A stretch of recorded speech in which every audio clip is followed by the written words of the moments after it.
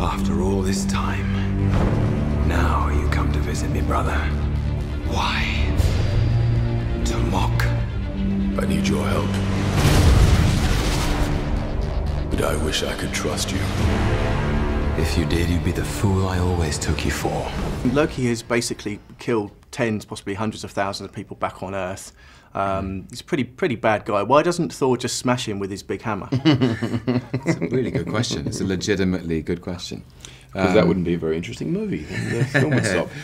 Yeah. He's his brother, you know what I mean? Yeah. And that's what I think is interesting, is that inside this great sort of fantasy is quite a simple relationship between brothers, you know, two brothers who love each other and hate each other and define each other and need each other. And I think that is, for me, that's the most interesting thing to play in these films. I think Loki is so defined by Thor, and they exist in opposition. And so I wonder if he would be able to. I wonder who he would be without that obstacle. You know, without that, without his brother to hate.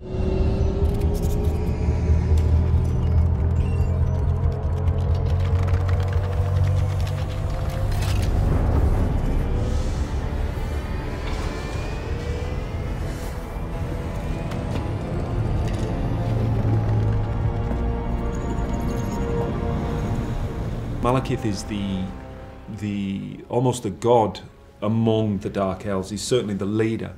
They are an ancient race, as ancient as the Asgardians. They have their own culture, they have their own religious belief system, they have their own ways. And he comes back for revenge. It's pretty standard comic book motivation, which we tried to deepen. Tried to give some complexity. Yeah, there was some psychological backstory that some of which we lost, but is still there infusing the work. And we also tied into science. You know, we had scientific consultants that were talking to us about dark energy versus light energy, and how the entropic battle between dark and light matter and dark and light energy. And basically, you know, everything was great before the Big Bang, and that's all gone to hell since then, as far as he's concerned.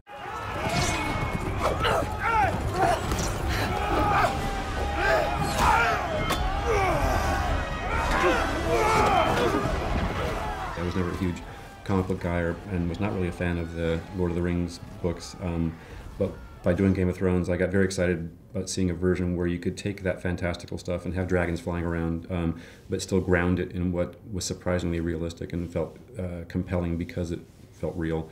So having sort of that model in my head created in the Game of Thrones world, it seemed you could translate that into this stuff. I'm a Marvel fan and a comic book fan, so I love that stuff. I get a little bit excited, especially 3D, which is really awesome. So it's exciting for me. I wish I were more. I feel like all like the really smart, interesting people are into really like geeky about this stuff. Yeah, you're not smart or interesting, Natalie. No, I'm not like you, not like you, oh, man. So I love these worlds and getting to play in them, but it's definitely not my like zone of. Natalie is more of finding those things in reality situations. Yeah, exactly. Finding the magic in real life. Yeah. Thank you. You're welcome. Jane. Sorry, I just needed to make sure you were real. It's been a very strange day. I am. Jane, what? Where were you? Where were you? Heimdall could not see you. I was right here where you left me. I was waiting, and then I was crying, and then I went out looking for you. You said you were coming back. I know, but the Bifrost was destroyed. The 9 realms erupted into chaos. Wars were raging, marauders were pillaging. I had to put an end to the slaughter. As excuses go, it's not terrible.